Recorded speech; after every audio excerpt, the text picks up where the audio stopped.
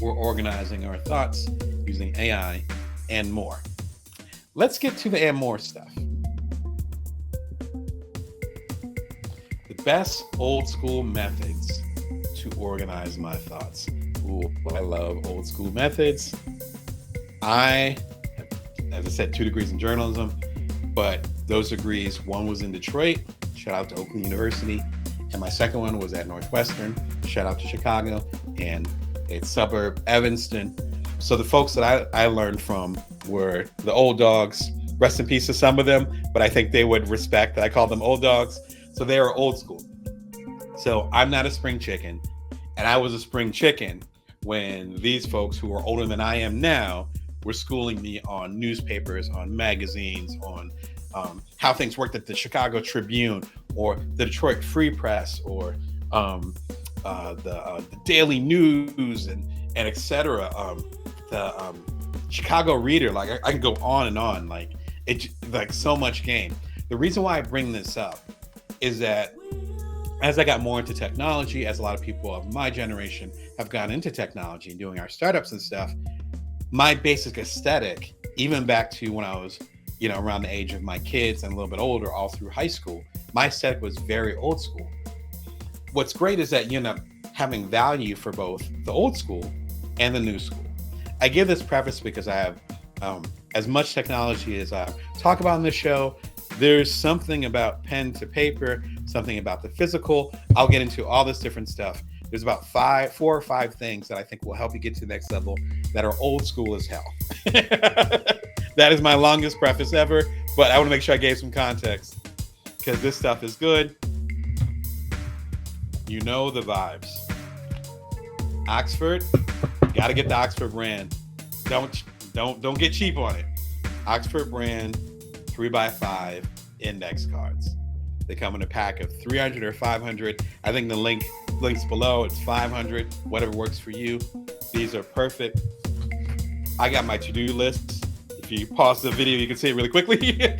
My to-do list on it today. Talk about organizing my mind. I got all these different tools. Shout out to the tools I use most of y'all.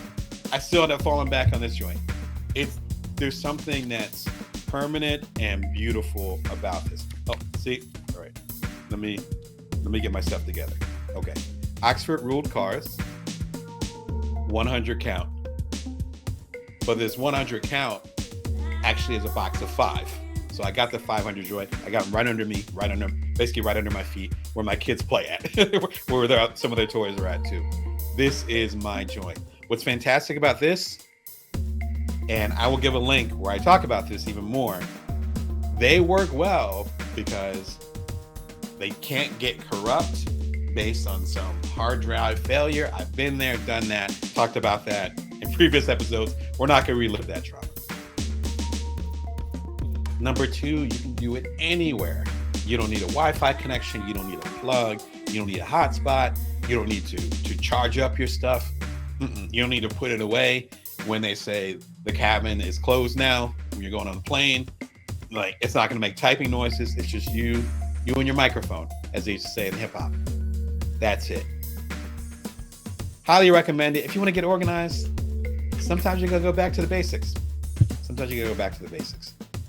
If you want to learn more about this, my second TED Talk, my first TEDx talk, shout out to TEDx Jackson, to David, and all the wonderful folks down in Jackson, Mississippi. Hope you are doing wonderful. They invited me down. This is only like 3-4 months after I did a TED Talk at the main TED conference at the second stage of that over in Whistler, Canada. So I was fresh. You'll see a lot less gray hairs in the video too. But it's a short video talking about big ideas on little pieces of paper. I did a whole freaking TED Talk, about 10 minutes long, about index cards. Understand their power, respect their power. We can have all the AI in the world. We can have the newest technology. I'm sure by the time my kids are grown, there's going to be holograms. There's already a hologram of Tupac that was dancing around Coachella a few years ago. Rest in peace. So it's already happening now. This still has a place. If you want to get an entertaining TED Talk, be sure and check it out. Click on the link. All right. This joint. This was me stepping up my game. the Allux. I think I'm pronouncing it correctly because I've never said it out loud. I've just seen the brand. The Allux Deluxe Eraser Whiteboard 6x12.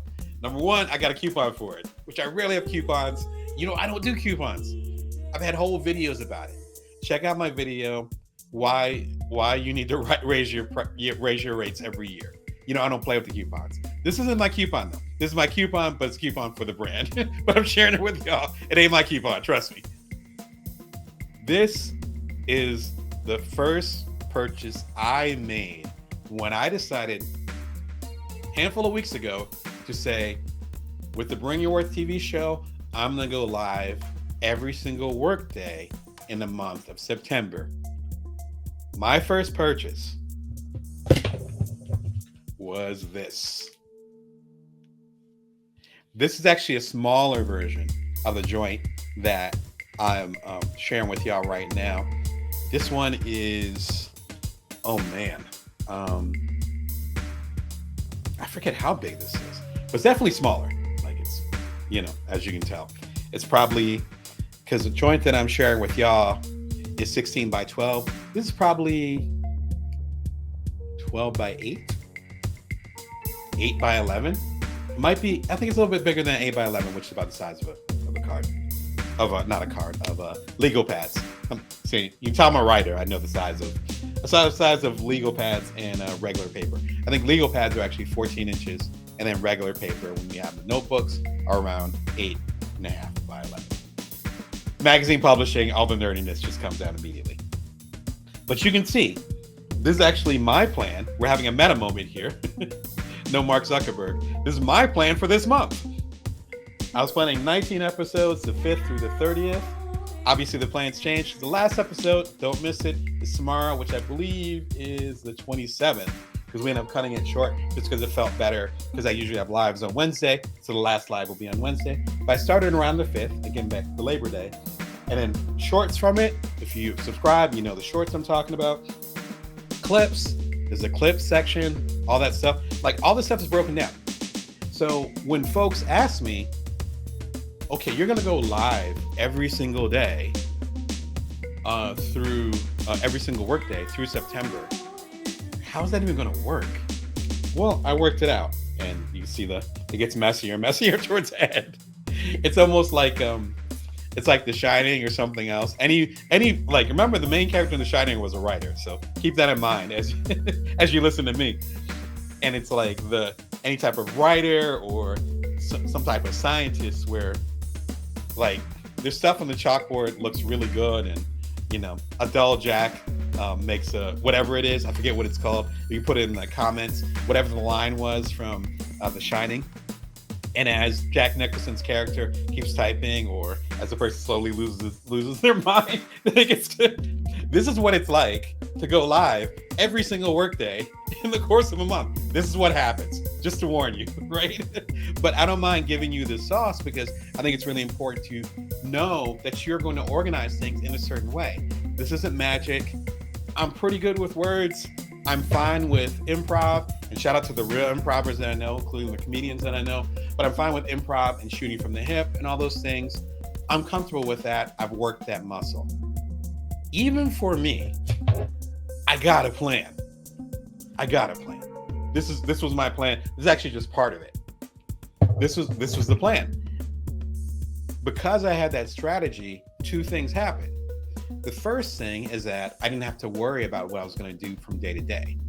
I knew how many episodes I wanted to do. I plan on doing 19. I think it's going to end up being about 17 or 18, which ended up being great. Ended up being more episodes in there too, what I was planning on doing. So it ended up evening out. So I didn't have to stress every single day, like, am I going to go live today or not? It's like, no, I'm going to go live every single workday. And I'll have a couple rerun episodes or marathons to put that in there so I get a little bit of a break, or if I got stuff going on with my kids, right? Makes sense. The second part of it, though, is that actually gave me the freedom to create more things. So about a week and a half ago, you can check out the link below. I had a great conversation with James Oliver, the founder of the Parentpreneur Foundation and the co-founder and CEO of Kabila, which is an app that allows co-founders to find each other. Again, all the links are below, or you can go to bringyourworth.tv and check out the episode there in the playlist. It was about 8 episodes ago. we are already having a conversation about doing something. And then I think it was on Friday, like Friday before last, he was like, did you want to do this like live, like on my platform, like on my LinkedIn and stuff? I was like, sure. And it's like, okay, we'll do that on Monday. And I was like, well, why don't you just do it at the same time that I always connect with y'all? 11 p.m. Pacific Standard Time, Vegas time. Why don't we just do that on Monday for my live show? It's like bet. So ended up becoming this collaboration. That, and then that Monday, which was a week and a half ago, was there. That collaboration is not on this whiteboard. But because I had the whiteboard, I was able to know and say, you know what? I am going to do a live show on Monday. Why don't you just come through to my show and then we'll do a collaboration and then we'll get more eyes on it. We'll talk about it. They'll learn about you and my audience, vice versa. Let's go. So in a sense, creating structure is freedom. Creating structure is freedom. As I've talked about in previous episodes, as a creative, it took me a long time to realize that. In fact, I still struggle with that sometimes. But darn right, in late August, when I knew I was going to be coming to y'all every single weekday in September, this was literally my first purchase. You can look at my purchase history for real. The one regret that I had with getting this, it's not really a regret, but I was being conservative, is that I was trying to save money. And I was like, you know what? I don't know if the whiteboard, I know what a whiteboard is. I don't know if the whiteboard is going to work for me. So let me get a small one. This is actually the kitty size. It's a different brand. It's okay. I think I prefer the Olive's brand. But I was like, let me just get the smaller one. And with my huge handwriting, as you can see, the Descent into Madness right in the corner. My whole point is that I'm recommending this one for y'all, number one, because it's a stronger brand, to be frank. I think the one there is a little bit nicer than the one I got on the cheap. But then the second part of it is that it's of a size that you can actually strategize on it. This one, I think it's literally made for kids. Like you see the little thing on the side, just because I'm a grown man. But I was like, you know what, let me go and try it and see. And now I'm excited to upgrade into a bigger size. I'm recommending this size. I think this coupons, if you're watching this live, I think the coupon's gonna be good for, I think, about a month. So I think going towards Halloween, if you're watching this live, so about a month and a half from now, be sure and check it out. It's already a good deal, and the coupons on top of it, I highly recommend. Get yourself a whiteboard. Doesn't have to be this one. This one looks good. Doesn't have to be this one though. But get yourself a whiteboard. It'll help you organize your thoughts. Quick sidebar for when I was in Silicon Valley about 15 years ago, and my friends were doing startups, stuff like that. It was before I even got into the entrepreneurship game, which happened many years later. And they would have whiteboards, yeah, but they would also, like, if they had a balcony, they would just be writing on the sliding door because it's glass, and they just have the erasable mark and they just write on there because they had so many ideas at like 10, 15, 100 employees, wherever they were scaling to at the time, and they had to keep all that together. So this game isn't just me saying, hey, you should get a whiteboard. This is like the stuff that those startups, which are household names now, me seeing the origins of them 15 years ago, they were rocking the whiteboards. So if these tech leaders now were rocking with the whiteboard that got them to where they need to be, getting a dry erase board or a whiteboard is what you should be doing. Again, we're talking about ways to organize your mind. Best self journal. Another coupon. I got you with the coupons today. I'm taking care of you. I am a journal guy. This is a small journal that I got right there. I think I got some journals up here. I got journals underneath my desk. I got probably about 20, 30, let's say 24 journals. And about half of them are filled. Some of them are waiting for the thing. The thing about journals, it's twofold. Number one, this journal is structured similar to like the bullet journal, if you've heard of that and things like that. It's structured similar to that. It's actually a new cut on the blog as far as I can tell. Excuse me. And it looks pretty good. It's I don't think it's leather bound, but it's a nice setup. It's organized to help you organize your thoughts, and as a byproduct of that, to help with your mental health. Here's the key thing with this. Journals actually matter for a couple different reasons. The first reason is the one that we grew up with, right? Where it's like, oh, you should journal your thoughts. Fantastic. I do that too. particularly when I have big emotions or big feelings. I'm a writer, the writing is going to come out. It's going to come out somehow, right? So it's like that expression is native to me. So perhaps you've had a diary or a journal, whatever you want to call it. They're super handy, really good with your mental health.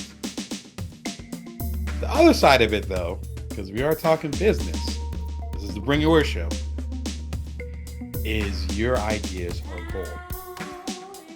I talked about that in the artist contract episode, which the link is below, but I also mentioned it in the chat. So I think I can scroll back up and click, or you can scroll back up. I'm not going to scroll back up, but you can scroll back up and see the chat where I talked about artist contracts. I think that was episode on Friday.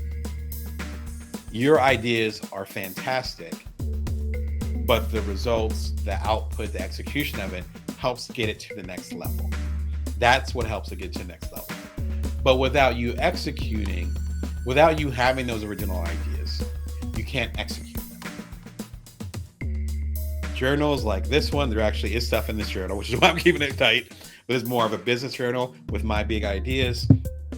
Going back a few, and I mentioned this in previous episodes, I have this what we would call a recipe holder, which in the old school days, you would have an index card or some type of card that's about like 3x5.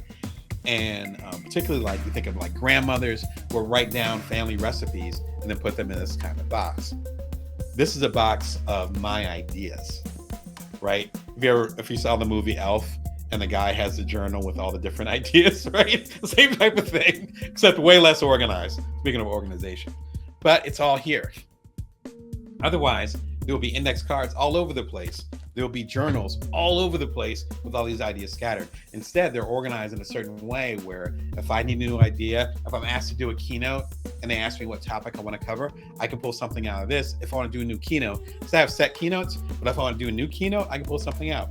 If my coaching client's dealing with something and I'm like, I feel like an idea related to this, like a certain book or whatever, then I'm able to pull it out and be like, oh yeah, let me go ahead and do that. Like there's such a great opportunity to build and connect those big ideas over time. When I talked with James the other day about how I built up the YouTube community at bringyourworth.tv from a few hundred people to the 18,000 or so, close to 19,000 now, close to 18,000 now that you are connecting with me. One of the things I said was the biggest benefit was time. It's almost like compound interest. So a lot of y'all came because I kept showing up, usually every Sunday and every Wednesday at 11 p.m. Pacific Standard Time, Vegas time. And this is episode number 352, I believe, that you're watching right now. So 351 times before this, I hung out with y'all. Over time, that starts to build up. Trust starts to build up, and the natural momentum starts to build up. And eventually, things start to move. Same thing with your ideas. If you're not organizing your ideas in some type of journal, in some type of index cards, again, all the links are below, then those ideas are just floating. I talk with my kids about this all the time, where they'll have, you think of a 7-year-old and a 10-year-old and their imagination, their big ideas. I'm like, that sounds fantastic. Why don't you write it down? Or why don't you draw it? Find some way to capture it. Particularly when we're younger, we tend to think that our ideas will always be in our brain. But particularly as we get older, as I'm learning, those ideas start to slip away. And some of those ideas are gold. And there might be one day when you have a TV show, you're coming up with show ideas, or there's new ways you want to support people, or there's certain situations that you're in. And there might have been an idea that you had, say, 10 years ago. And unless you wrote it down or sat it down or drew it or something, that baby's gone. These ideas go back about 20 years. So these ideas, barring a fire, knock on wood, these ideas aren't going anywhere. There's also ways to capture ideas with AI, like I said, with Notion, with Otter AI, and so forth, to kind of do a double court or a full court press. Tell I don't play basketball that much. Full court press on where your ideas are going to be. But journals, index cards are always fantastic. All right. If you want to go a little bit deeper, one of my favorite books, I forgot to add it to Amazon, but you can go ahead and find the link below if you're watching on Amazon, or just go to bringyourworth.tv. My apologies for that. Is one of my favorite books, The Big Leap by Gay Hendricks. I have an audiobook of it, so I don't have a physical copy, but the physical copy is great too. I just happen to listen to the audiobook. This book is so fantastic. It talks about the ways that we limit ourselves. He calls it an upper limit problem. In other words, the ways that we sabotage ourselves when we're about to get that so-called success. And why we have to go deeper into our emotional intelligence, into our trauma. That's why I love the work of Brene Brown, who came a little bit later after, because this book is about 20 years old. She really came to stardom after this, but she fits right into that discussion. That's why it's so important to figure out what's eating Gilbert Grape, right? Like what's bothering you? Why are you motivated in a particular way? With this being a special week for me, I've been so reflective and had so many intense conversations with people that I love and people that love me, as far as I want to get to this next level. Why am I not doing it? And or why am I obsessed with getting to the next level? You know who you are. Thank you for all the love and support and conversations we've had. But those deep conversations are necessary. The reason why I bring this up during the discussion about organizing your mind is that if you're playing small, number one, then you're not going to be able to organize your mind and reach your full potential as far as who you can be, which is what the big argument of the book is. The second layer, and I told you it's a deep book, which a lot of people pull from it, is after the upper limit problem, there's also the discussion about your zone of genius and your zone of competency. Your zone of competency, and there's like 4 zones, but 2 zones are important to this conversation. Your zone of competency is the stuff that you're pretty good at. You can get by on it. You'll get paid for it. But it's not that special thing that only you can do. Your zone of genius, as you might have guessed, is pretty much the opposite, where it's that stuff that only you can do. It's that high level stuff. Bring Your Worth TV feels like my high level zone of genius conversation, or at least attempt to tap into that with y'all. It's something that I feel good about. It's something that y'all have, again, 18,000 of y'all have said, yes, Damon, keep doing it. This is part of my zone of genius. Me doing certain other things, I could do them, but they're not in the zone of genius or in the zone of competency.